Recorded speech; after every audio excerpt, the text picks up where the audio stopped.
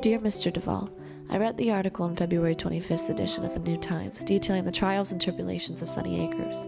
I know someone who was dismissed from the Maxine Lewis shelter and became a client of Sunny Acres several months ago. I prefer not using his name at this time, but he is a true success story, as I saw him recently and he really cleaned up his act. Since he has been a resident on your farm, I have seen many positive things happening in his life. I was totally overwhelmed. Whatever you're doing out there, it works. I too was dismissed for ridiculous reasons from Maxine's, Prado. They appear to be the same entity. I had nowhere to go, and I lived in the woods during January, record low temps.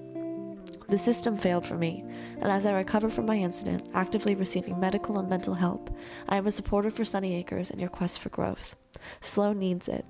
I will help with your plea in any way. God bless your wonderful works. With warm regards, Marilyn.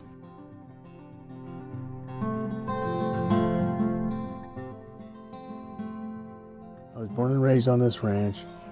I left the day after I graduated, and I started leading a kind of a wild life. I was racing motorcycles, going to college, got married, working 3 or 4 jobs, partying. Then I got divorced. I moved to Phoenix, and then I got seriously addicted to drugs, and I had to get off of that. And then I was, even though I quit the drugs, I kept drinking.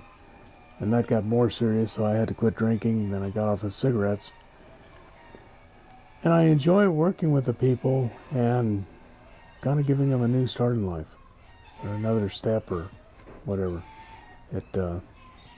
In program, we call it giving back. There's people out of prison.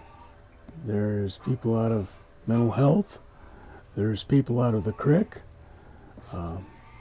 There's people that just don't have the rent. There's elderly.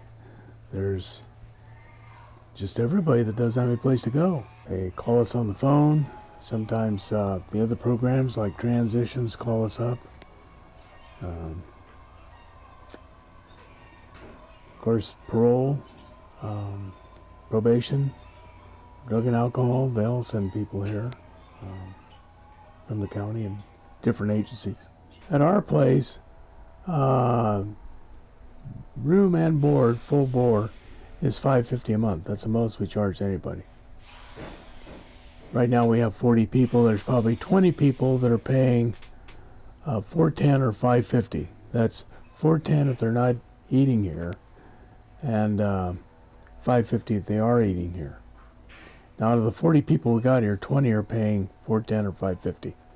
Then there's probably 10 that are paying between $2.50 and $3.50, but they're working to help subsidize their food and you know, the lodging. And then there's probably another 10 making up the rest of the 40 that aren't working at all. They aren't paying at all.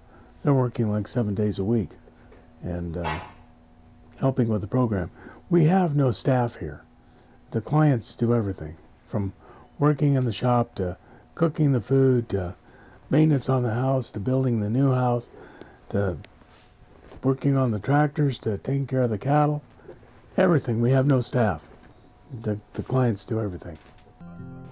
Today I've been doing a little bit of demolition on an RV out back, so we can scrap it and possibly use whatever parts off of it that we can. We pretty much gut the whole inside. Then we'll start tearing apart the outside, taking off all the aluminum, scrapping that for recycle. Any kind of copper that we get, we recycle as well. And wood, we have a big burn pile. Every once in a while we'll have AA meetings around a fire.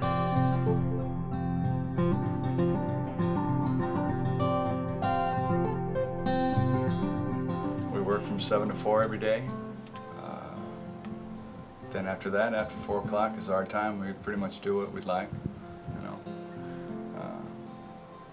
which is mostly sleep, because we're kind of tired from working our butts off all day long. But it's a pretty good arrangement here, you know. People can change their lives if they want to.